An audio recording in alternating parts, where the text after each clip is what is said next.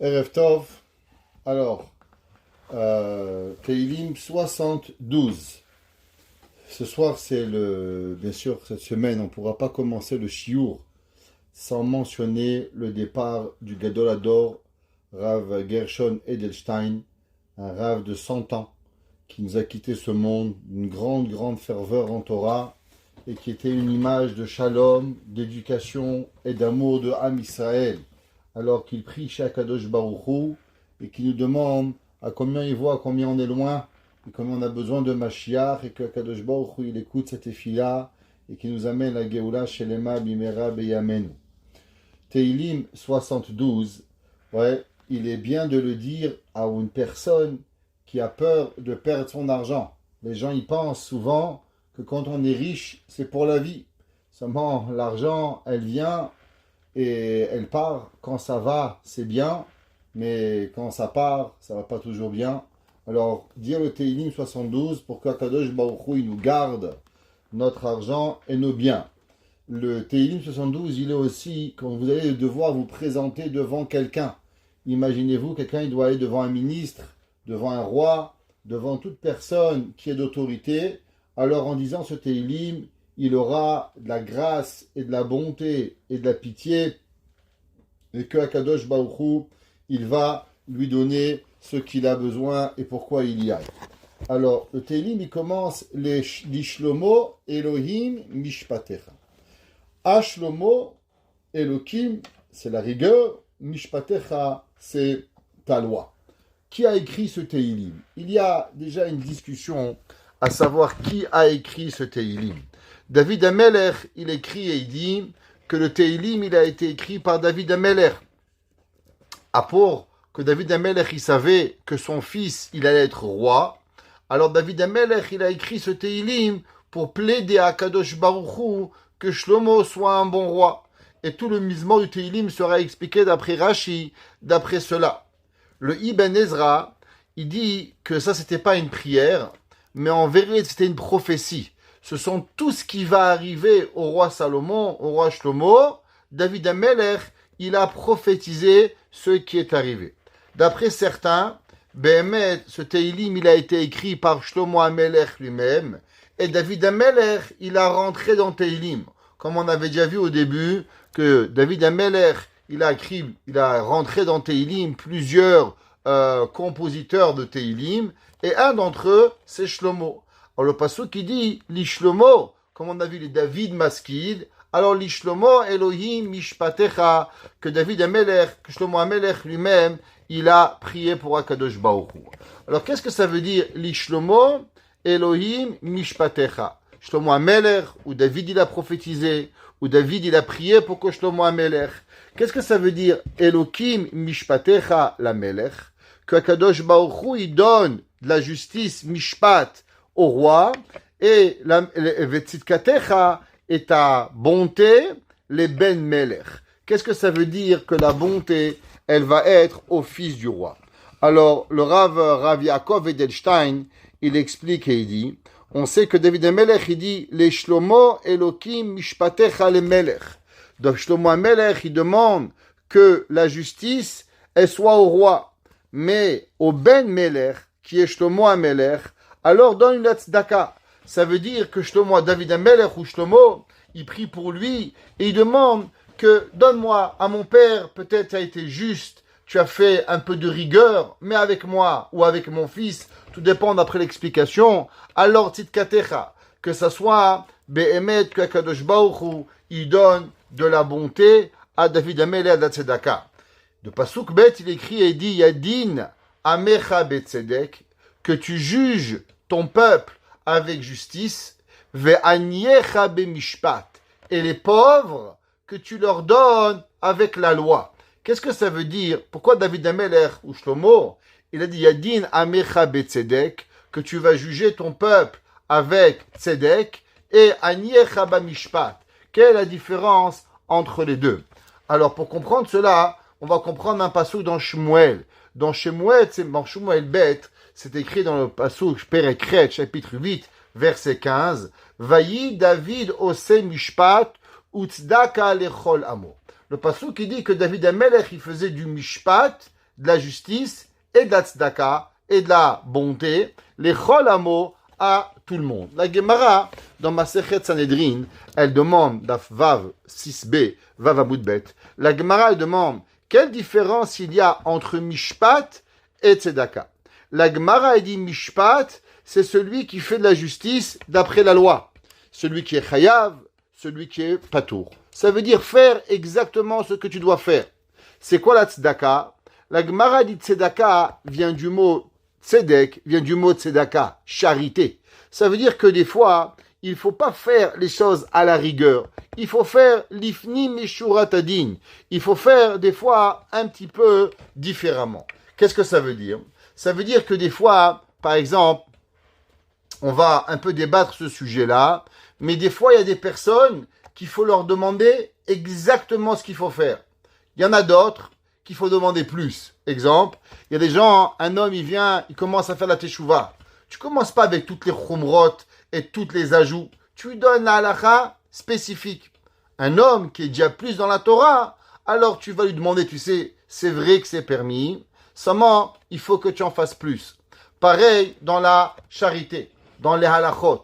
Il y a des fois, dans les halachot de tzedaka, une personne demande, monsieur le rabbin, combien je dois donner de tzedaka? La pauvre personne, elle est pauvre. Alors tu vas lui donner le minimum. La Gemara dit que d'après une opinion, quand on veut donner les dîmes de blé, la Gemara dit qu'il y avait certaines quantités que des fois on pouvait donner une graine de blé, ça exemptait la terouma. Pourtant, la Gemara dit que des fois, Hachamim, ils avaient instauré un 40e, un 50e, un 60e. Ça veut dire que souvent la Torah te demande de faire deux choses. Il y a la halakha, il y a de faire un petit peu plus. Aux pauvres, la personne, il faut pas qu'elle soit juste des fois faire plus. Parce qu'en faisant plus, malheureusement, alors on peut faire du mal à quelqu'un parce qu'il n'est pas capable de pouvoir le faire. C'est pour ça que le pasuk dit Yadin amecha betzedek. À eux, tu leur donnes ce qu'il faut faire. Ve'aniecha bamishpat. Et eux, tu vas leur demander de faire exactement ce qu'ils ont à faire. Pourquoi? Parce que malheureusement, ils n'ont pas assez d'argent pour pouvoir y arriver. La Gemara, dans Masechet Baba Metzia, page 30 à Bet, la Gemara dit aussi Lo charva Yerushalayim, ela shehemidu divrehem bedin Torah velo asu lifni meshurat adin. La Gemara dit pourquoi le temple il a été détruit? À cause que les gens, ils étaient trop stricts sur tout ce qu'il y avait à voir. Tu as cassé, tu payes, tu fais. Des fois, c'est vrai, peut-être que je dois te payer et je suis coupable de payer. Mais c'est pas parce que je n'ai pas d'argent, je peux pas faire. Des fois, il faut laisser un petit peu de lousse aux personnes et pas être trop dur avec la halakha. Il y a des gens que leurs droits, ils sont tellement forts. C'est mon droit, et c'est mon droit, et c'est mon droit. Il y a des gens, ils ont une place de parking. Ils vont jamais se garer là-bas. Le jour où tu gardes ta voiture, ils t'amènent le towing, ils t'envoient la voiture. Qu'est-ce que tu as fait? Pourquoi? Ah, mais c'est mon parking. Je comprends. C'est vrai. Tu pourrais pas m'appeler. Tu pourrais pas me demander. C'est vrai que d'après la halakha, un homme qui prend le parking de l'autre, on a le droit d'appeler une compagnie pour lui enlever la voiture. C'est vrai, une remorqueuse. Mais est-ce que c'est ça qu'on doit faire? La Gemara dit que le temple a été détruit parce qu'il y avait trop de rigueur dans la halakha. Alors, des fois, même si on a des droits, on doit un peu passer ces droits-là et être plus gentil avec les gens. Faire ce qu'on appelle l'ifni mishurat adin. Un pauvre, il faut lui donner de quoi manger. Alors, combien on doit donner de quoi manger? La Midrash, il raconte que Shlomo HaMelech, une fourmi, elle est venue le voir. Elle lui dit, Shlomo HaMelech, donne-moi à manger. Il lui dit, pourquoi? Il dit, parce qu'il y a un homme qui m'a pris et il sait qu'une fourmi ne mange seulement une graine par an. Alors, il m'a donné à manger qu'une seule graine toute l'année. Il dit, mais pourquoi tu as besoin de plus? Il lui a dit, la fourmi, mais tu sais, Shlomo HaMelech, on ne vit pas seulement avec ce qu'on mange, on voit avec nos yeux. La fourmi est travailleuse et elle a besoin d'avoir et de donner. Alors dans la vie, c'est pas parce que tu as besoin de manger une pomme par jour, je te donne qu'une pomme et tu crèves de faim. Non, remplis le frigidaire, c'est beau à avoir. Donne aux gens, ne sois pas serré dans la vie, que la personne elle doit être à chaque moment et avoir exactement le minimum pour pouvoir avoir. Akadosh Baruch Hu, il aurait pu nous faire vivre sur du pain et de l'eau. Le Rav Edelstein, qui est décédé, tous les jours de sa vie, il ne mangeait le matin qu'une tranche de pain sec trempé dans de l'eau. Il a vécu 100 ans. Croyez-moi, on espère nous-mêmes vivre 100 ans et malgré ça, on mange de bonnes choses. Alors si on peut vivre sur une tranche de pain et de l'eau, pourquoi Kadosh Baruch Hu, il a créé toutes ces bontés? Parce que Kadosh Baruch Hu, il veut te faire montrer que malgré que l'homme, il peut vivre avec une tranche de pain sec et de l'eau, Kadosh Baruch Hu, il a créé un monde magnifique, des fruits, des légumes, de la viande, pour pouvoir profiter. Pareil, l'homme, c'est pas aller avec seulement avec tes droits et tes devoirs, et j'ai le droit et j'ai pas le droit, et c'est à moi et c'est à toi. Il faut donner à la personne. C'est pour ça que David Shlomo HaMelech, il écrit et dit, Yadin amecha betzedek, v'ani echa bamishpat. Des fois, il faut donner à la personne un petit peu plus. Ça veut dire que les pauvres, aussi, il faut savoir la halakha. Qu'est-ce qu'ils doivent faire? Qu'est-ce qu'ils doivent pas faire? Comment faire pour s'assurer que malheureusement, alors ils ne font pas trop? Parce que des fois, les pauvres, ils veulent trop faire.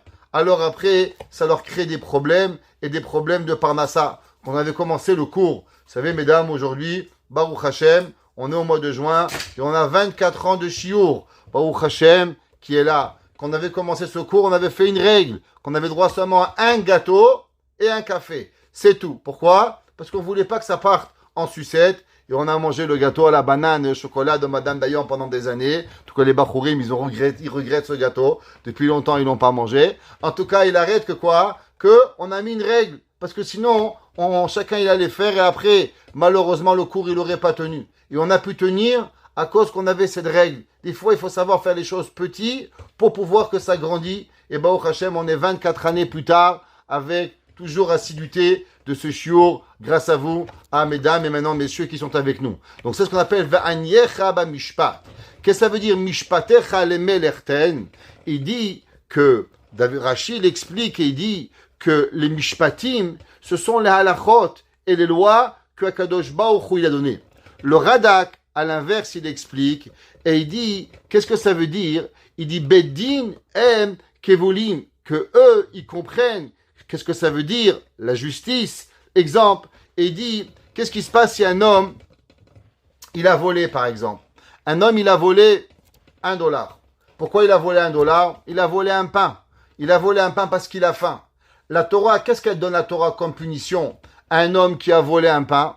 La Torah dit, si tu attrapes le voleur qui a volé le pain, qu'est-ce que tu vas lui donner? 2 pains. Mais ce qui est le gars, il a volé un pain parce qu'il avait faim.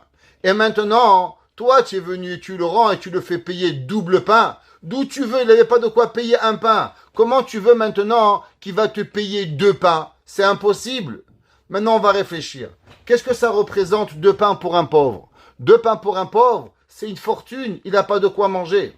À l'inverse, imaginez-vous, il y a un pauvre, un riche. Un riche, il a volé un pain. Qu'est-ce que c'est un pain pour un riche? C'est rien. Pour le pauvre, c'est tout. Pour le riche, c'est rien du tout. Alors comment faire? Alors la Torah nous dit qu'en vérité il y a des lois, que la personne, elle doit venir et elle doit comprendre qu'Akadosh Baruch Hu, c'est comme ça qu'il fait. Akadosh Baruch Hu, il a donné des lois et le Rav Eliyahu Lopian, il dit que la Torah, quand elle a donné une punition, par exemple, de donner 2 pains, ça veut dire que c'est le minimum qu'une personne, elle peut comprendre la gravité de sa faute, alors c'est avec 2 pains pour que la personne, elle va arriver. Pareil, dans la Torah, il y a des lois. Exemple, qu'est-ce qui se passe si une personne elle vient vous voir, elle vous dit, Monsieur Antel, il a cassé ma fenêtre. Qu'est-ce que vous allez demander?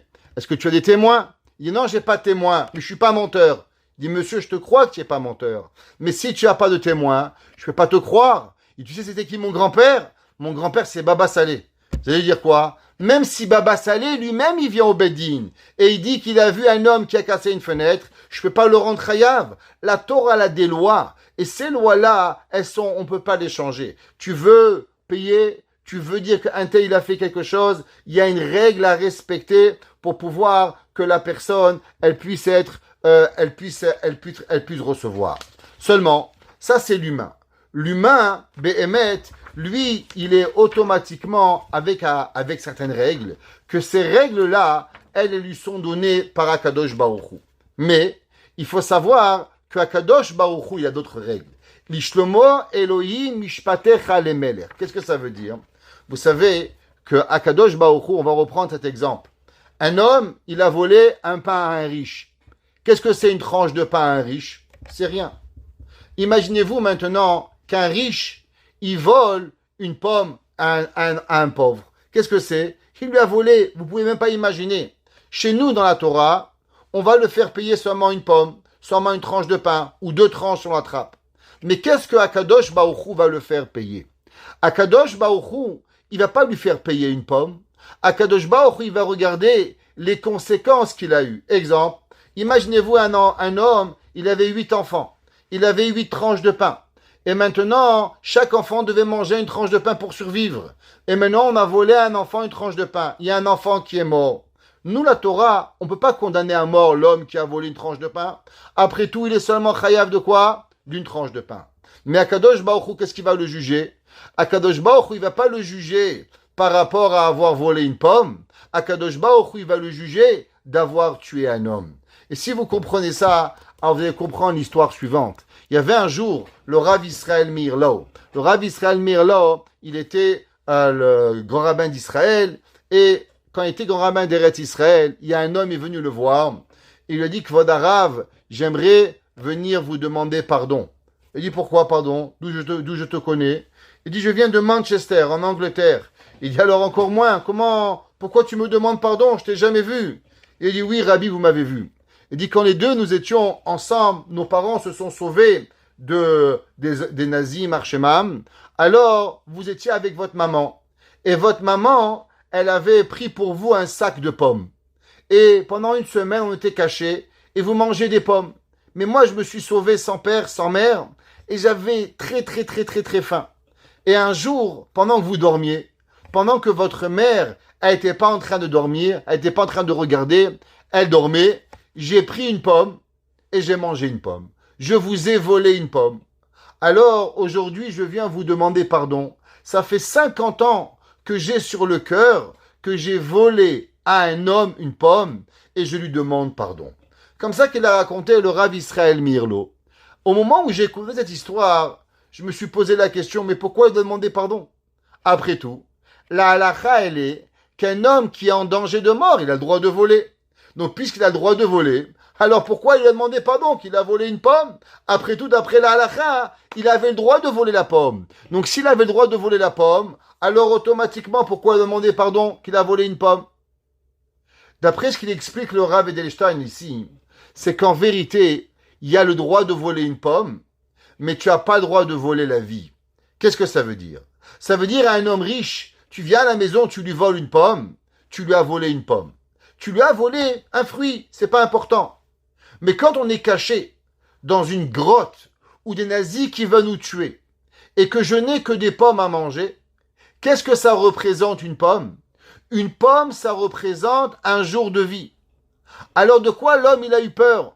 L'homme il a dit, mais au moment où j'ai volé cette pomme, je ne savais pas combien de jours on allait être enfermé dans cette cave. Alors automatiquement, chaque jour que j'ai pris une pomme, j'ai risqué la vie de cet enfant, que l'enfant il aurait pu mourir.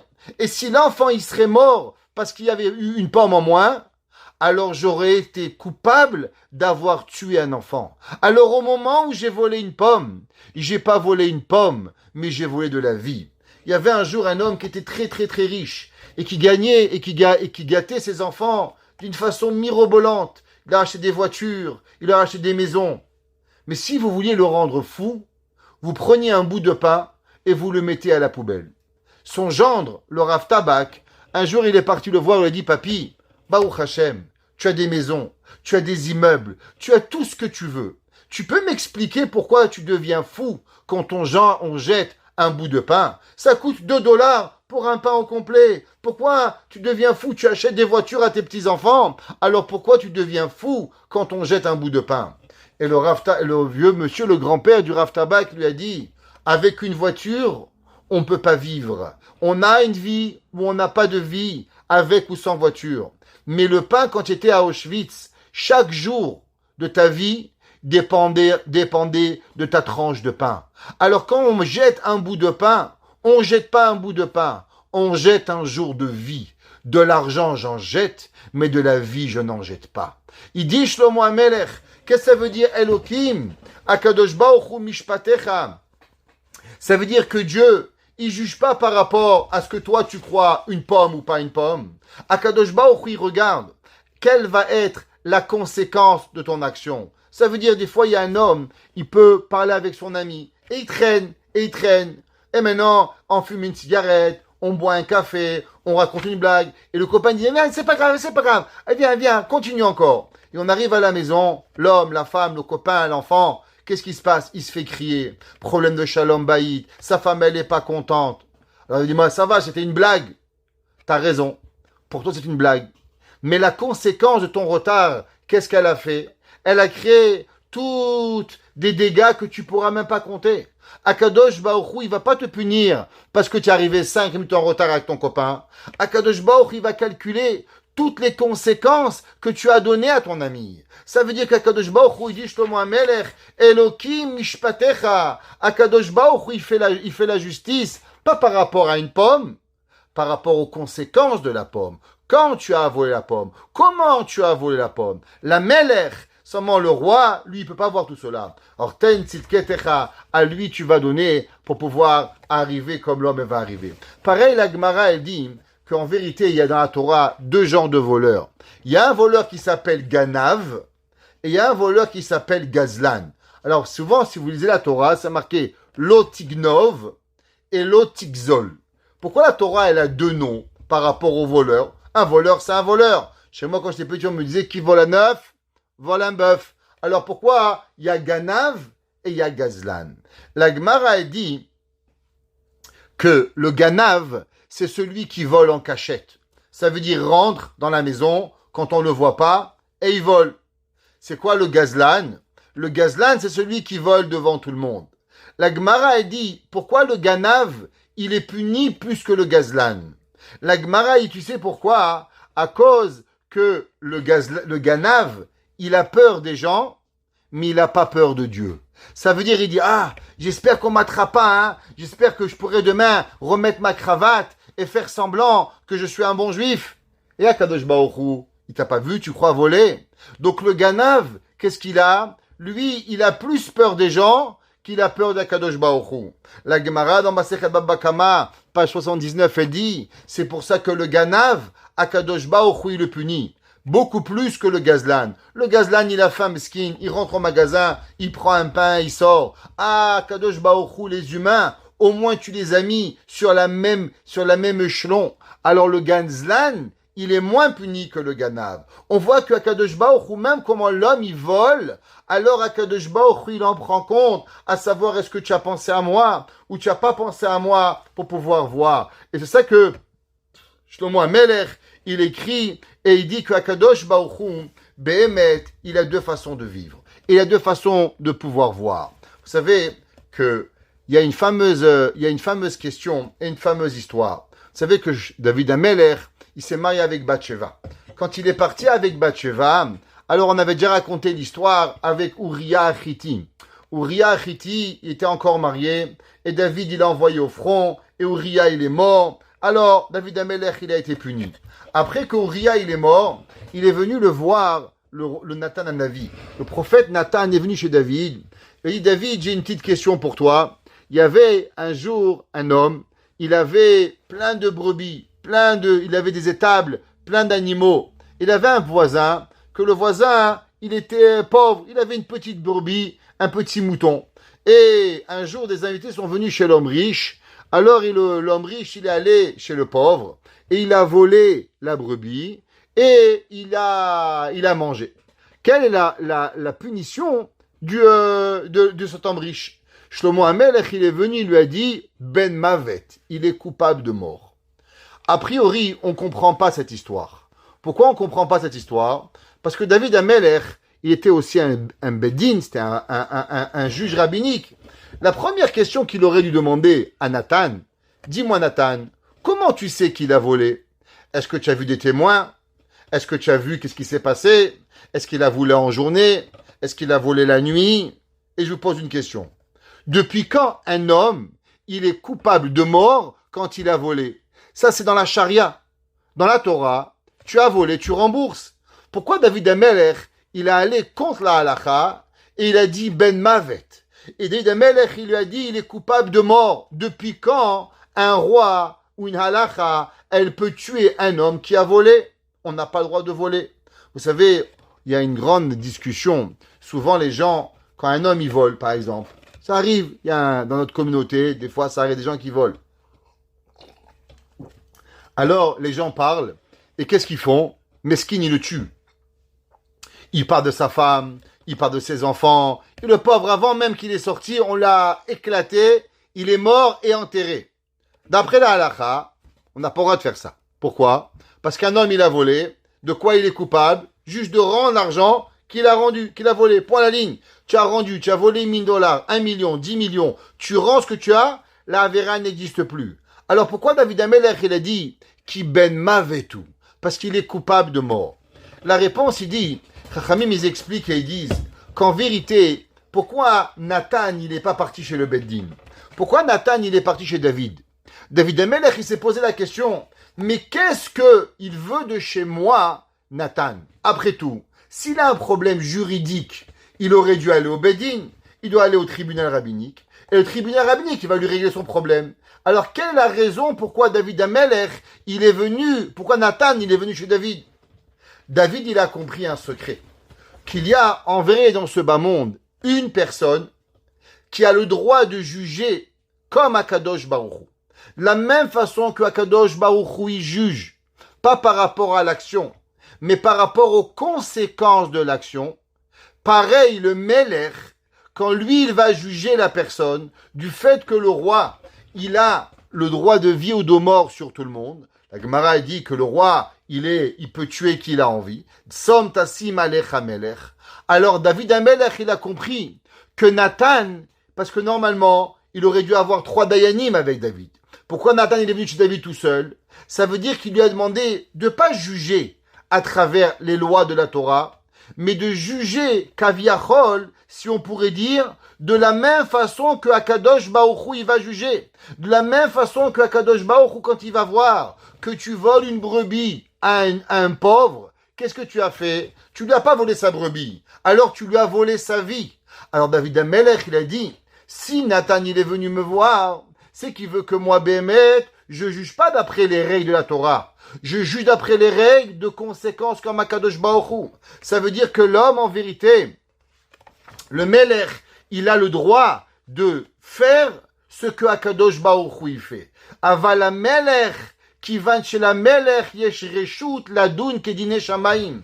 Ça veut dire que le roi, il a le droit de juger comme Akadosh Baruch Hu. L'homme, c'est comme ça qu'il a le droit de pouvoir y arriver. La Gemara dit, dans Masechet Baba Kama 119, la Gemara dit en vérité un homme qui vole un pauvre, vous savez de quoi il est coupable?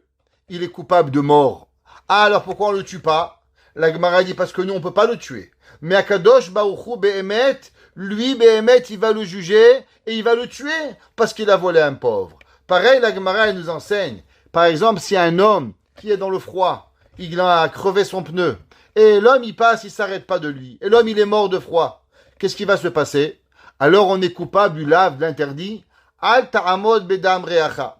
Quand tu vois ton ami en souffrance, tu as l'obligation d'aider ton ami. Arrête-toi, propose-lui dans ta voiture, propose-lui de l'aider à changer le pneu. Il peut mourir de froid, de chaud, tout dépend dans le pays où il va arriver.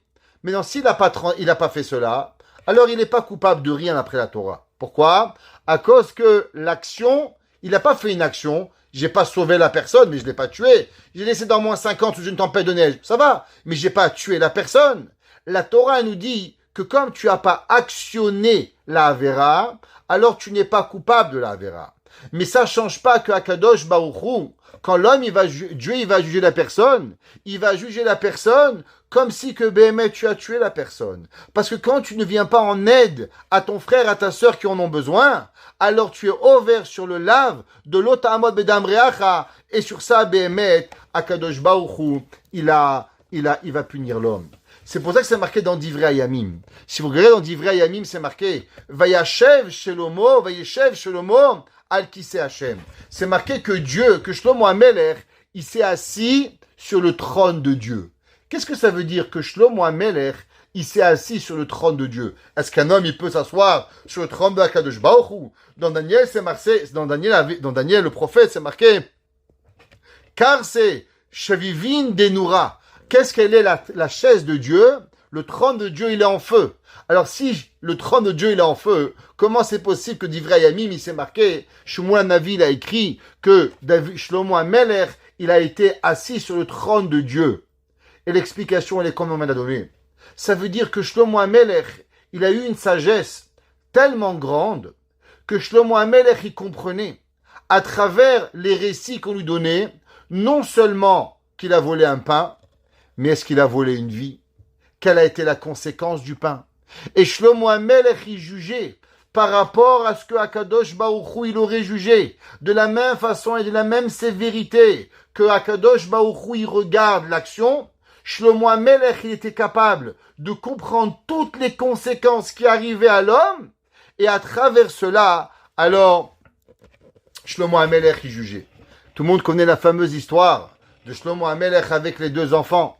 Il y avait un jour, deux femmes sont arrivées, et chacune d'entre elles avait un enfant. Et un des deux bébés, malheureusement, il est mort. Alors, les deux mamans sont arrivées, et une, elle a dit, c'est mon enfant, et l'autre, il a dit, c'est mon enfant.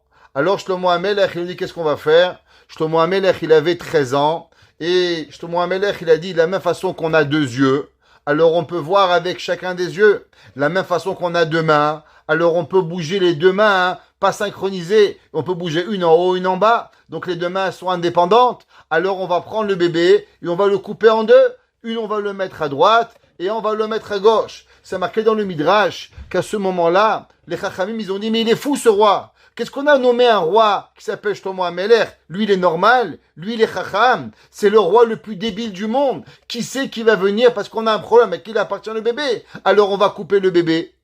Seulement, qu'est-ce qui s'est passé par la suite? La maman a dit non, non, non, s'il vous plaît, ne coupez pas le bébé. S'il faut couper le bébé, alors donnez-lui l'enfant, au moins que le bébé y vive. Et Shlomo HaMelech, il a dit, c'est elle la maman. Ça veut dire, qu'est-ce que Shlomo HaMelech, il a compris?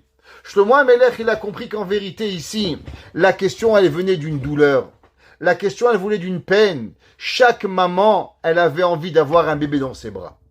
Mais qu'est-ce que ça veut dire l'amour? Il y a deux genres d'amour. Il y a deux mamans. Il y a une maman qu'elle aime l'enfant. Et comme elle aime l'enfant, alors elle veut s'assurer que l'enfant, il a tout l'amour qu'il a besoin, qu'il soit choyé, qu'il soit aimé, qu'il soit gâté, qu'il a tout ce qu'elle a besoin. Et il y a une autre maman, que la maman elle a de la peine, alors elle a besoin d'avoir un bébé dans les bras. Quelle différence entre la première et la deuxième? La première, elle n'a pas d'amour pour elle. Elle a envie que le bébé soit bien. La deuxième, elle est seulement en manque d'affection personnelle, alors elle a besoin de remplir son manque à travers l'amour de l'enfant. Mais elle n'est pas là à la recherche de l'amour, ce que l'enfant il a besoin. Alors quand Shlomo HaMelech il a dit qu'on va couper la moitié de l'enfant, la mère qui a cru que Béhémet, ça va fonctionner, alors pour elle, tant qu'elle avait dans les bras attrapé quelque chose, ça lui suffisait. Tandis que la deuxième, elle n'était pas là à chercher l'amour de l'enfant. Elle était là à quoi? Elle était seulement à savoir le bien de l'enfant. Alors Shlomo HaMelech, il lui a dit, c'est à toi l'enfant. La mère qui est capable de comprendre qu'en vérité, je ne suis pas là pour prendre, mais je suis là pour donner. Parce que le but, c'est ça. Alors ça, c'est ce qu'on appelle Vayashev Shlomo al Kisei Hashem. Shlomo HaMelech, il a compris d'où provenait la douleur. Qu'est-ce que chacune d'entre elles voulait? Les deux avaient les mêmes mots. Seulement, en vérité, elles provenaient d'une action différente l'une avec l'autre. On raconte une petite blague qu'il y avait un jour, dans une ville, il y avait deux belles-mères qui avaient commandé un khatan. Et il y avait deux khatanim qui avaient pris le train en même temps, et malheureusement, un d'entre eux a dû descendre. Et il arrive dans la ville, seulement un khatan. Alors, une des belles-mères a dit, c'est mon khatan pour ma fille. Et la belle-mère a dit, non, c'est mon khatan pour ma fille. Alors, les deux belles-mères, elles sont en train de se bagarrer jusqu'à qu'on arrive chez le Rav. Le Rav, ça lui a rappelé une histoire. Il a dit, on va faire comme Shlomo HaMelech. Alors, il a dit, coupez le khatan en deux. Alors, il y a une des deux qui a dit, non, monsieur le rabbin, s'il faut le couper, laissez-le lui. Rien, coupez-le en deux. Il dit, celle qui a dit de couper le khatan en deux, c'est elle, la belle-mère. Alors, dans la vie, il faut savoir adapter les situations. C'est ça que Shlomo HaMelech, il écrit et il dit qu'en vérité, la personne, Shlomo HaMelech, David HaMelech, il a prié que Shlomo, il avait arrivé à comprendre les situations et à juger, pas par rapport à ce qu'il voyait, mais par rapport à ce qui était derrière la situation. Ce qu'on va appeler souvent dans la vie le 5e Shulchan Aruch. Qu'est-ce que ça veut dire le 5e Shulchan Aruch? Le 5e Shulchan Aruch, ça veut dire savoir adapter la halakha par différentes personnes. Un jour, j'ai un ami à moi, peut-être je vais raconter cette histoire, il avait malheureusement un enfant sa femme est devenue enceinte. Je n'aime pas le mot tomber enceinte, on tombe pas par terre. On tombe par terre, mais on tombe pas enceinte. Ça n'existe pas chez nous, la Torah. On a Baruch Hashem une neshama dans nous. Et après la première échographie, ils avaient vu que l'enfant ne pourrait jamais vivre en dehors de l'utérus. Et dès qu'il allait sortir, l'enfant allait mourir. Alors il y avait une discussion halachique. Est-ce que on a le droit d'enlever l'enfant? Ou bien vaut mieux l'attendre que l'enfant, il arrive à la fin de la grossesse et que l'enfant, il mourrait à l'accouchement. Alors, ce monsieur que je connais, il est parti voir le Rav Shlomo Zalman Auerbach, qui était le Gadol Hador. Et il lui a expliqué la question, il y avait différentes positions dans la halakha. Alors le Rav Shlomo Zalman, il a dit, je veux rencontrer ta femme.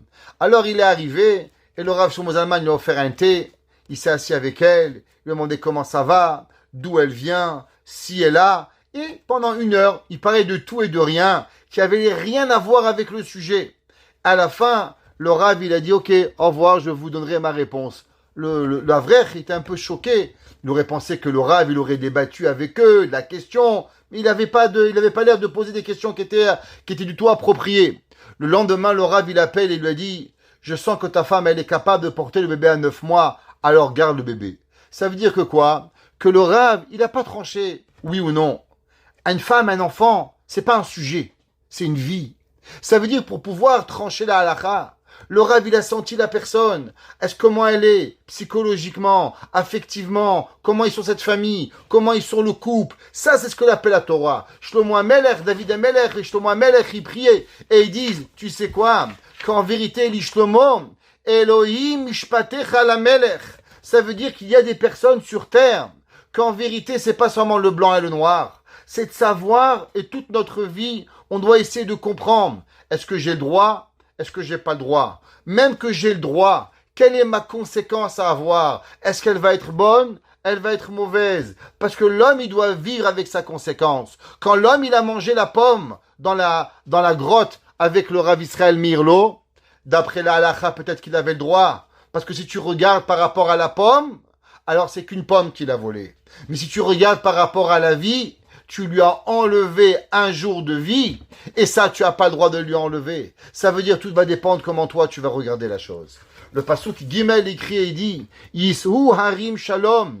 Ils vont lever les montagnes, la paix, ou gvaot bitzdaka. Qu'est-ce que ça veut dire? Que les montagnes, elles vont arriver et elles vont donner. Rashi dit, vous savez pourquoi? Quand les montagnes, elles apportent la paix. Rashi dit, à cause que quand il y a du manger sur la terre, alors automatiquement, il y a la paix. Vous savez pourquoi les hommes se battent, dit Rashi? Les hommes se battent et les hommes rentrent en guerre à cause de malheureusement qu'il n'y a pas assez à manger. Quand il n'y a pas les ressources partagées correctement, alors chacun est là. Regardez malheureusement dans les moments de récession, qu'est-ce qui arrive? Il dit Rashi, chacun il regarde, ah, j'ai sa voiture, ah, lui il va en vacances, ah, lui il fait. Et on commence à envier l'un avec l'autre. Et quand l'autre il voit qu'on l'envie, alors il rentre chez lui. Il t'invite plus. Quand il t'invite plus, tu n'es plus son ami. Il dit Rashi, Yis'u harim shalom. Quand les montagnes donnent à manger, quand le monde a la satiété, alors automatiquement, il y a la paix sur terre. Mais quand malheureusement, il n'y a pas assez à manger, quand malheureusement, il n'y a pas de parnassa, alors qu'est-ce qui arrive? Pourquoi dans les villes défavorisées ou les quartiers défavorisés, il y a tellement de meurtres, il y a tellement d'agressions? À cause que quand l'homme, il envie l'autre, alors automatiquement, on crée des fous. Pourquoi? Quand il y avait le Covid. Quand il y avait le Covid, tout le monde avait peur que tout le monde se serait tué l'un avec l'autre. Et pourtant, le monde n'a pas connu une accalmie de calme et de meurtre anéanti pratiquement à zéro que pendant les périodes de Covid. Et ils sont arrivés à une conclusion que vous savez pourquoi? Parce que comme tout le monde était à la maison, il n'y avait personne en vacances, il n'y avait personne dans des jets privés, il n'y avait personne qui allait sur les plages en train de s'acheter, alors les pauvres, ils ne pouvaient pas envier les autres Ils étaient heureux. Moi, je suis chez moi, il est chez lui. Quelle différence ça fait entre 4 murs, que tu as 4 murs en or ou en argent, t'es coincé à la maison. Alors, il y a eu moins d'envie, il y a eu moins d'envieux sur Terre. Moins d'envieux, moins d'agressivité. Moins d'agressivité, moins de crimes. Rachid a écrit il y a 2000 ans que tu sais pourquoi la raison que les gens ils sont en train de se haïr à cause combien on doit faire attention. Rabbi Nathan de Breslev, il écrit et il dit dans Ilchot Gneva Ve'aveda, dans les lois de vol, c'est qu'on n'a pas le droit de voler, et il dit que qu'est-ce que c'est la pauvreté? Il dit en vérité la pauvreté, quand l'homme il est pauvre, alors la première chose qui se dit, qu'est-ce que les gens que malheureusement étaient à Auschwitz, ils disent tous? Où était Dieu pendant la guerre? Question classique, on ne va pas la débattre ici ce soir, mais en vérité, tout le monde se demande où était Dieu. Ça veut dire quoi? Quand l'homme il souffre, la question que l'homme il se demande, pourquoi Kadosh Baruch Hu, il fait sortir le soleil? Pourquoi Kadosh Baruch Hu, il fait sortir la lune? Mais pourquoi Kadosh Baruch Hu, il m'a pas nourri? Pourquoi Kadosh Baruch Hu, il m'a fait souffrir? Ça veut dire que la souffrance, elle amène à la personne à se rebeller contre Kadosh Baruch Hu, Chav Shalom. Et l'homme, qu'est-ce qu'il commence à dire? Ah, Dieu, il n'est pas juste. Ah, Dieu, il donne à l'autre. Dieu me donne pas à moi. Et toute la frustration de l'humain, elle est généralement posée à cause que l'homme, il a des manques. Quand l'homme, il commence à avoir des manques, alors ces manques-là, elles amènent à la personne à se poser des questions sur Akadosh Baruch Hu. Et là, ça amène malheureusement une tâche dans la justice d'Akadosh Baruch Hu. On sait qu'en vérité, tout le travail de l'humain, c'est de comprendre ce qui suit les cours de Chovat et Levavot, ce qui amène l'homme en vérité, il y a un travail à faire, c'est que l'homme, il doit penser que Akadosh Baruch Hu, il est Ish Emet. Ish, c'est pas un homme. Akadosh Baruch Hu, il est Emet. Tout ce qu'il fait, Bémet, il est avec vérité. Et tout ce que Akadosh Baruch Hu, il fait, c'est Betzedek. Et que Akadosh Baruch Hu, il fait tout ce qui est bien. Seulement, plus l'homme, il souffre, et plus l'homme, il est dans l'incapacité de voir le bien qu'il a. Tu vas voir un homme, tu lui demandes $1000. Tu lui donnes les $1000. Il va dire, ah, pourquoi j'ai pas demandé 2000? Il va râler maintenant. Un jour, il y avait un homme, il est venu voir le rabbi de Satmar. Et il lui a demandé, Rabbi, je marie ma fille et j'ai un grand besoin d'argent. Le rabbi lui a demandé combien vous avez besoin. Il lui a dit $15,000. Le rabbi, il est allé, il dit, ok, je vais t'aider. Il lui a donné $14,500. En partant, il a dit, merci, merci, merci. Un chassid a dit, Rabbi, quelle différence il y a entre 14 500 et 15 000? Pourquoi vous lui prenez les $15,000 déjà? Il dit, parce que si je lui avais donné les 15 000, il m'aurait dit, aïe, pourquoi je lui ai pas demandé 16 000? Et il serait parti avec $1,000 de peine dans le cœur. Tandis qu'ici, il est parti avec $14 500 de bonheur dans son cœur. Ça veut dire que la personne, plus qu'il a de la difficulté, et il est même pas capable de voir la bonté que Kadosh Baruch Hu lui donne, et que malheureusement, il fait ce qu'on appelle Dikdukan Yut, et il n'est pas capable de voir le bon que Kadosh Baruch Hu lui donne. C'est pour ça que le pasuk qui dit Kitzadik Hashem v'yashar mishpatav. Akadosh Baruch Hu, en vérité, il est juste. Et tout ce que l'homme ne voit pas à Kadosh Baruch Hu, c'est qu'on n'est pas capable de voir clair à cause de la difficulté. Et c'est pour ça qu'il est tellement important aux riches d'aider les pauvres. Pourquoi la Torah, elle nous demande d'aider les pauvres? Vous savez qu'il y a une fameuse question que Tournus Rupusarash a demandé à Rabbi Akiba. Tournus Rupusarash a demandé, Rabbi Akiba, j'ai une question pour toi. Qui décide que l'homme il est riche et qui décide que l'homme il est pauvre? Il dit c'est Akadosh Baruch Hu. Si en vérité Akadosh Baruch Hu décide qui est riche et qui est pauvre, alors pourquoi si Hachem il a décidé que l'homme il est pauvre, alors pourquoi toi tu as le droit de le rendre riche? Vaut mieux laisser un machin. Il dit c'est comme un homme qui a été puni en prison et que toi maintenant tu viens, tu le libères de prison. Si le roi il dit qu'il va en prison, alors automatiquement pourquoi tu dois le libérer? La fameuse réponse que Rabbi Akiba lui a répondu, il dit ça c'est vrai quand c'est un esclave, mais quand c'est le fils du roi, alors le roi il est d'accord qu'on va libérer le fils du roi de la prison. Rabbi Nachman de Brest a eu une autre explication. Il dit en vérité que si l'homme il était capable de voir et de vivre avec sa pauvreté, sans se rebeller contre Dieu, c'est possible qu'on n'a même pas une obligation. C'est vrai, Hachem t'a fait pauvre. Mais tu sais pourquoi elle est notre obligation d'aider le pauvre? Parce que les conséquences que l'on donne aux pauvres, c'est pas seulement le manque d'argent. La conséquence de la pauvreté, elle est que l'homme, il se rebelle contre Dieu. Et toi, tu peux acheter sa émouna. Tu peux acheter la confiance. Tu peux acheter le rapprochement de Akadosh Baruch Hu avec quelques dollars. Quand l'homme, Akadosh Baruch Hu, il voit combien l'argent, elle peut donner à l'homme, combien il peut le rapprocher d'Akadosh Baruch Hu. Ça veut dire que l'homme, quand il voit qu'il n'a pas, et qu'un homme, il vient, il lui donne, qu'est-ce qu'il dit? Il dit, waouh, à combien Hachem, il est gentil avec moi, Akadosh Baruch Hu, il m'a aidé. Vous connaissez, vous, beaucoup des gens riches, qui sont devenus riches, des gens pauvres, qui sont devenus riches avec la tzedaka, j'en connais pas. Parce qu'en vérité, les gens pauvres, ils vont rester pauvres. Parce qu'Akadosh Baruch Hu décide qu'il est pauvre. Alors pourquoi toi, tu l'aides? Pour la simple et unique raison, pas pour qu'il soit plus riche ou moins riche. Parce que grâce à l'aide que tu lui donnes, alors il se reconnaît avec Akadosh Baruch Hu. Alors lui, il revient et il revoit la Emouna avec Akadosh Baruch Hu pour pouvoir y arriver. Il commence à remercier Hachem et à voir ce qui est là. En un mot, qu'est-ce qu'elle fait la tzedaka? La tzedaka, elle éclaire les yeux de la personne. Quand l'homme, il est dans la pauvreté, alors l'homme, il a les yeux noirs. C'est quoi noir? Il vit dans la torture, il vit dans la hatzvout, dans la tristesse. Il vit dans un endroit où il n'est pas capable. Et à travers un petit peu d'argent, alors on peut lui ouvrir les yeux, la bonté de Dieu. Toi, tu crois que tu as donné $1, mais c'est pas $1 que tu as donné. C'est une lumière dans ses yeux pour qu'il soit capable de voir qu'il a plus. Ça veut dire qu'en vérité, l'homme, pour voir Hachem, des fois, il avait un peu de lumière. Comme il a dit Rav Israël Salanter, tu es dans une chambre toute noire, fais une petite étincelle. Une petite peu de lumière éclaire beaucoup d'obscurité. Quand l'homme, il est en difficulté, un petit peu d'aide, mais qu'est-ce que ça va changer ce que je vais l'aider? Toi, tu crois que c'est rien. Mais cette petite lumière peut lui permettre de voir qu'il a une femme, qu'il a des enfants, qu'il est en santé, qu'il a Kadosh Baruch Hu, il aime. Ça veut dire que toi, tu crois que tu as donné $1. Mais le dollar, il est rien. En vérité, ce dollar, il dit Rabbi Nathan, il n'est seulement et uniquement la lumière pour qu'il puisse voir qu'est-ce que Kadosh Baruch Hu donne. Comme c'est marqué dans le pasuk, mishpat tzedaka biyakov ata'asita. Ça veut dire quand l'homme, quand il donne, il fait du mishpat de la tzedaka. Il aide la personne à pouvoir arriver et pour pouvoir grandir ce que Akadosh Baruch Hu va nous donner pour pouvoir y arriver. C'est marqué dans les Sfarim, le Zohar, il écrit quelque chose d'incroyable. C'est marqué dans le Zohar, un verset incroyable et une explication.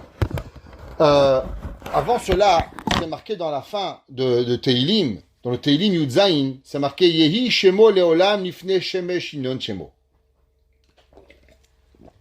Que son nom, il va être pour toujours. David Amelech, il décrit et il dit que, en vérité, Shlomo Amelech, il va être adulé à tout jamais, que tous les rois du monde et que toutes les générations parleront de Shlomo Amelech, parce que Shlomo Amelech, il s'appelle Yinon. Qu'est-ce que ça veut dire Yinon? Rashi dit que Yinon, c'est le royaume. Yehi Shemo Leolam, que il sera son nom à tout jamais, Lifne Shemesh, devant le soleil, Yinon Shemo, il sera un royaume, un règne. Et il sera béni à travers lui toutes les nations. Si vous regardez dans Rashi, Rashi dit, qu'est-ce que ça veut dire? Qui c'est qui va le bénir? Rashi dit que Akadosh Baruch Hu lui-même, il va bénir Shlomo Amelech. C'est-à-dire, qui c'est qui bénira Shlomo? Ça sera Hachem lui-même qui va venir et qui va bénir Shlomo Amelech. Il dit, Rabbi Nachman de Breslev, et il dit, qu'est-ce que ça veut dire? Yinon Shemo. Il dit que, on sait que, avant que la personne, elle reçoit l'intelligence. Shlomo Amelech, il s'appelle le symbole du roi Chacham, l'homme le plus intelligent de tout le monde. C'est ce qu'il a. Et pour cela, avant de recevoir cette intelligence, il faut avoir ce qu'on appelle de la malchoute. Qu'est-ce que ça veut dire la malchoute? En vérité, ça s'appelle du royaume, du règne. Mais moi, je vais traduire ce soir par de la dignité. Exemple, un homme qui n'est pas digne, donnez-lui l'argent, qu'est-ce qu'il va faire? Il va finir au bar, finir au casino. Un homme qui a la dignité, alors automatiquement, tout ce que tu lui donneras, alors il sera capable de le rendre mieux pour pouvoir y arriver. Et on sait que pour pouvoir arriver à la Chokhma, Rabbi Nachman de Breslev, il écrit et il dit que pour que la Chokhma, la sagesse, elle arrive à l'homme, elle doit avoir une préface qui s'appelle la Malchut. Que à travers cela, l'homme il peut arriver. Et Rabbi Nathan de Breslev dit, qu'est-ce que c'est cette dignité? Qu'est-ce que c'est cette dignité humaine que l'homme il a besoin avant d'avoir en vérité la sagesse? Il dit, cette dignité elle s'appelle Emouna. Elle a besoin d'avoir la confiance en Hachem et la simplicité. Qu'est-ce que ça veut dire? Il dit que pour qu'Akadosh Baruch Hu te donne intelligence, il a besoin de savoir qu'en vérité, que tout ce qui va arriver, ça arrive et l'homme il va croire en Dieu dans la plus grande simplicité, que tout vient d'Akadosh Baruch Hu, et de croire sans arrêt et sans jamais s'arrêter que Akadosh Baruch Hu il existe et qu'il n'arrête jamais. Ça veut dire de penser que Dieu il n'arrête jamais de penser à toi. Akadosh Baruch Hu il vit et il est là et toute sa vie et toute sa création, c'est pas une création mais c'est tout l'état de Dieu n'est seulement pour s'occuper de l'humanité, que rien ne peut arrêter Akadosh Baruch Hu. Et seulement quand l'homme il arrive à cette émouna garantie que l'homme tout vient de Hachem, c'est seulement à travers cela que Bémet Akadosh Baruch Hu donne la sagesse à l'homme. Ça veut dire que la sagesse à l'homme, elle n'arrive seulement quand l'homme il a cette malchoute. Cette malchoute s'appelle la émouna, mais la émouna bitmimut, sans avoir de questionnement sur Dieu, d'avoir la émouna avec Akadosh Baruch Hu, que tout vient d'Hachem sans jamais avoir rien qui peut arriver sur Akadosh Baruch Hu. Et cette chokhma qui arrive là, et il dit Ve'asagat elokut nifla avec de la beyoter. Et il dit que tout celui qui arrive à cela, alors il peut comprendre la sagesse d'Akadosh Baruch Hu. Et il dit, et même cela, on ne peut le comprendre seulement si l'homme, il est complètement anéanti devant Dieu. C'est-à-dire, plus tu penses que tu existes, plus que tu penses que tu comprends, et moins tu vas comprendre. À l'inverse, plus la personne, elle va comprendre que tout dépend d'Akadosh Baruch Hu, plus l'homme, il vit qu'en vérité, tout vient d'Hachem, alors Akadosh Baruch Hu, il a l'outil pour pouvoir te donner la plus grande sagesse qui existe. Et l'homme, Akadosh Baruch Hu, la niach et asechel, ve'la'avot Hashem bara betachit atmimut. On dit, et Rabbi Nathan il explique et c'est marqué, que plus l'homme il va comprendre Hachem, et plus l'homme il doit comprendre qu'en vérité il ne comprend rien, et tout est Hachem. Et je vais expliquer. Un jour on a demandé à Rabbi Nachman, de quoi l'homme il doit penser quand il dit le nom Hachem, Adoshem. Quel doit être dans sa tête les kavanot à avoir Hachem. Quand vous dites le nom d'Akadosh Baruch Hu, Baruch Ata Hachem, Elokeinu melech haolam, borei peri ha'etz. Il y a des livres entiers de Kabbalah pour comprendre chaque fois qu'il y a marqué le nom d'Hachem, comment l'écrire, Yud Ke Vav Ke, Aleph Nun Yud, He Aleph, Yud Yud, Elokim, et même les permutations des voyelles, comment elles sont. J'ai un livre chez moi, gros comme ça, un manuscrit énorme, juste pour expliquer 8 noms d'Akadosh Baruch Hu, seulement 8 permutations de Yud Ke Vav Ke. Un livre énorme, de centaines de pages. Un jour, demain soir, je vais le rappellerai, je vous la ferai montrer, il est en bas, pour comprendre qu'est-ce que ça représente, le nom d'Akadosh Baruch Hu. Alors, on a demandé à Rabbi Nachman, parmi ces milliers de permutations, c'est quoi la permutation que je dois avoir? Il a dit Rabbi Nachman, la meilleure permutation, c'est de penser que Hachem, c'est ton Dieu. Ça veut dire que les gens, ils veulent rendre tellement les choses compliquées qu'ils oublient que quand tu dis Baruch Ata Hachem, c'est qui Hachem? Hachem, c'est mon Dieu, je ne peux pas vivre sans lui. Elokeinu melech haolam borei peri ha'etz, le roi du monde qui a donné la pomme, qui a donné le fruit de la terre. Ça, c'est la plus grande des kavanas qu'on peut arriver. Ça veut dire que l'homme, savoir chaque mitzvah, se connecter avec Hachem.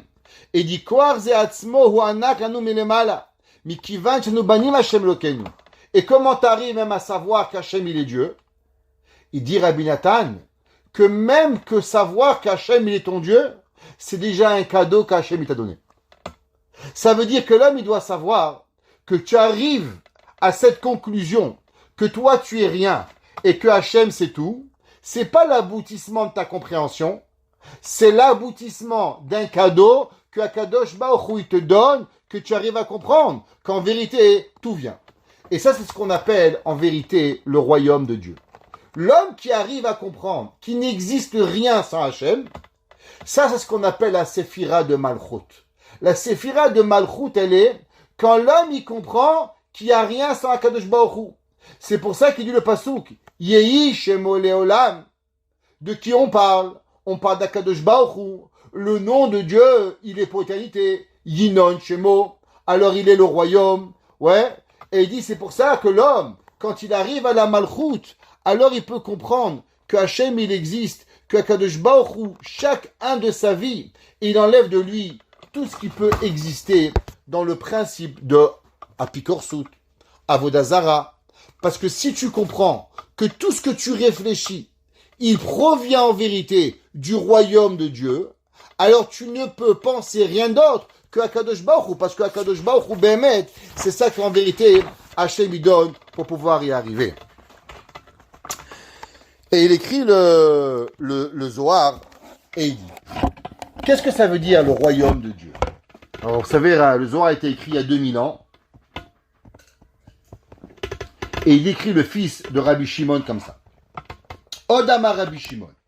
Il dit Rabbi Lazar be Rabbi Shimon. Encore il a écrit Rabbi Shimon, écoutez ça. Keshaye Karov Limot HaMashiach. Quand ils vont arriver les temps proches de Mashiach. Afilu Tinokot Shel Haolam. Il dit, tu sais quoi? Même les petits enfants. À l'époque, qui c'est qui comprenait les mathématiques? Les grands chachamim. Qui c'est qui comprenait les ordinateurs? Je ne sais pas si vous vous rappelez, mais quand on était petit, l'ordinateur, il fallait apprendre les langages DOS et les si. Ah là là! Tu allais au cours d'ordinateur, tu avais les boutons, tu ne comprenais pas ce qu'il racontait. Le mec, il racontait un cours, tu passais 1 heure, tu essaies de déchiffrer qu'est-ce qu'il voulait dire, Bichlal, avant qu'on arrive à Windows 95 là, avec la souris, mais on ne comprenait rien à ce qui arrivait. Oui ou non? Il dit justement à Rabbi Shimon Bar Yochai, quand Mashiach il va venir, même les enfants, Atidim limtso nistarot shel chokhma. Les enfants vont découvrir de sagesse incroyable. Veladad bokitzim vecheshbonot. Et les enfants seront de grands mathématiciens. De l'histoire des temps, les enfants n'ont jamais été poussés aux mathématiques comme aujourd'hui.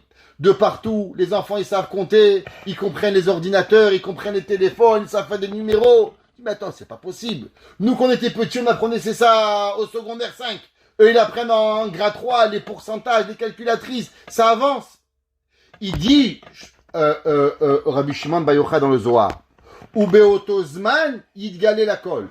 Ça veut dire, il dit Rabbi Shimon Bar Yochai, tu veux savoir quand est-ce que Mashiach va apparaître? Quand les enfants seront exposés à la sagesse, comme ils n'ont jamais été exposés. Friendly. Kids friendly today. Ils ont des appareils spéciaux pour enfants. Toi, ça te prend 6 mois pour comprendre comment ça marche. L'enfant, il le prend en 2 minutes. Zéou, il dit, Shekatu, ki az ehefoch elamim. Et il dit, c'est là qu'en vérité, le parsou dans Tsephania, il dit, que Akadosh Baruch Hu, il va se dévoiler à toute l'humanité. Il dit pourquoi? Il dit parce que pour comprendre Hachem, il faut avoir une sagesse particulière. Et Akadosh Baruch Hu, avant de se dévoiler à l'humanité, il va devoir apporter au monde une certaine chokhma que toute l'humanité va être sage. Ça veut dire pour comprendre Dieu, le royaume de Dieu, qu'est-ce que c'est Akadosh Baruch Hu? Va chez des girafes et tu leur expliques c'est qui Dieu. Ils vont pas t'écouter. Va chez des ânes, ils vont pas comprendre. Il dit Rabbi Shimon Bar Yochai, pourquoi Akadosh Baruch Hu va donner la sagesse au monde? Avant la venue du Mashiach, Akadosh Baruch Hu va influencer l'humanité à une sagesse incroyable dans les mathématiques, dans toutes sortes de sciences, pour que quand Akadosh Baruch Hu va venir se dévoiler à l'époque de Mashiach, alors on pourra comprendre le cadeau que ce que c'est. Pour qu'on ne soit pas des idiots, pour qu'on ne soit pas des dbats, qu'on ne sait même pas le cadeau qu'on reçoit, Akadosh Baruch Hu, il va préparer la venue de Mashiach. Mazéaz, Bisman, Shtakum, Knesset Israël, Mina Afar. Et il dit, qu'est-ce que c'est marqué? Ki az et foch elamim. Il dit au moment où le peuple juif va se relever de ses poussières, au moment où on va refaire vivre le peuple juif, la vitalité du peuple juif va revenir. Pourquoi? Parce qu'Akadosh Baruch Hu va se dévoiler. Alors pour cela, on a besoin de donner à l'humanité au complet une sagesse incroyable.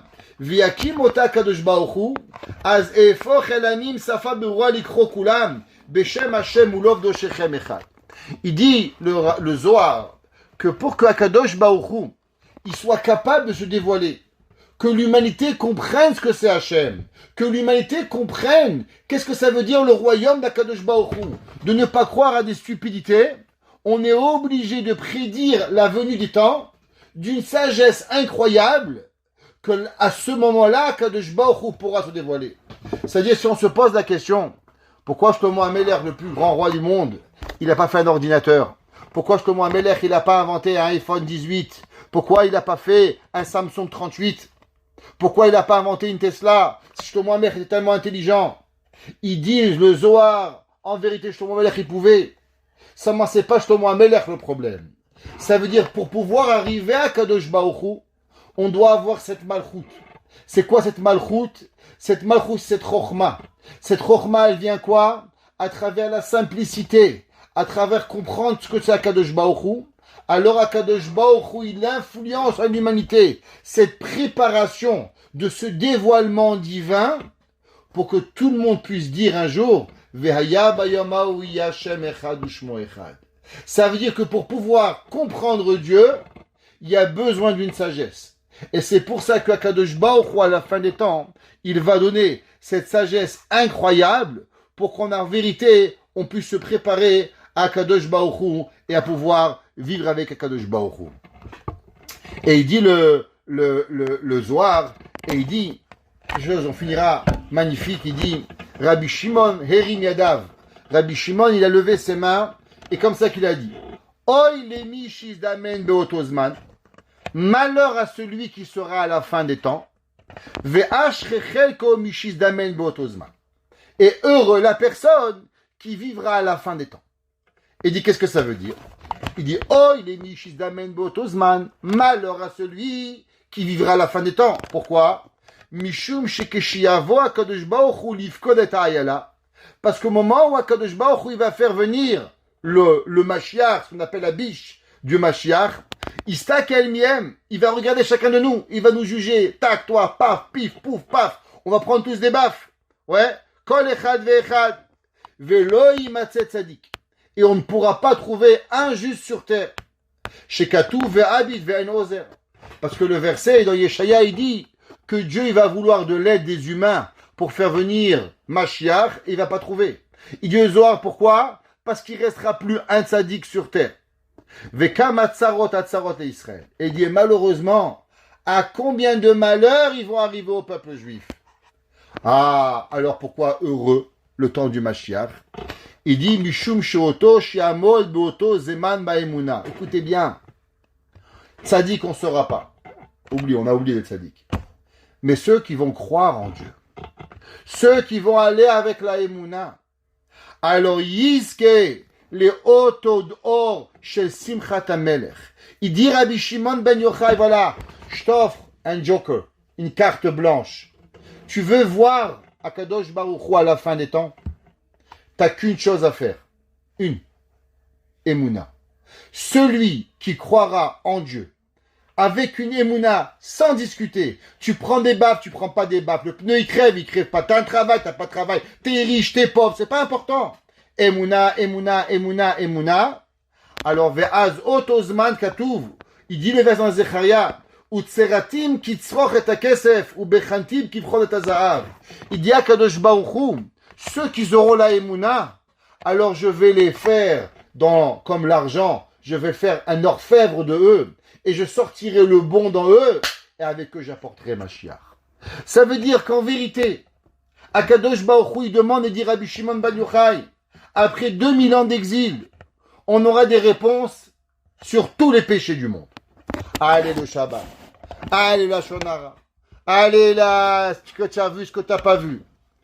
Mais on n'aura pas d'excuses pour une raison. Est-ce que tu as cru en Dieu? Non, mais tu comprends, j'ai pas d'argent. Ouais, mais tu n'auras pas d'excuses. Il dit Rabbi Shimon bar Yochai, la seule carte que nous avons pour Béhémet vivre la venue de Mashiach, la seule et unique chose, c'est que Akadosh Baruch Hu, qu'on croit à Kadosh Baruch Hu. Et il dit, c'est pour ça le pasuk dit Yehi Shemo Leolam, le nom de Dieu sera éternité. Ça veut dire que la Emouna avec Akadosh Baruch Hu, elle peut pas disparaître. Yinon Shemo, Akadosh Baruch Hu, il est un Melech, il est le roi. Akadosh Baruch Hu, il faut croire en lui. Et si grâce à ça, alors grâce à cette Emouna, Akadosh Baruch Hu pourra venir, et heureux la personne qui pourra vivre ce moment-là. Pourquoi? Parce que Béhémet, il a vécu avec Akadosh Baruch Hu, avec la Emouna. Hachem fasse qu'on arrive à être de véritables croyants en Dieu, et que très bientôt, on puisse voir Mashiach Tzidkenu, Bimera Biyamenu. Amen.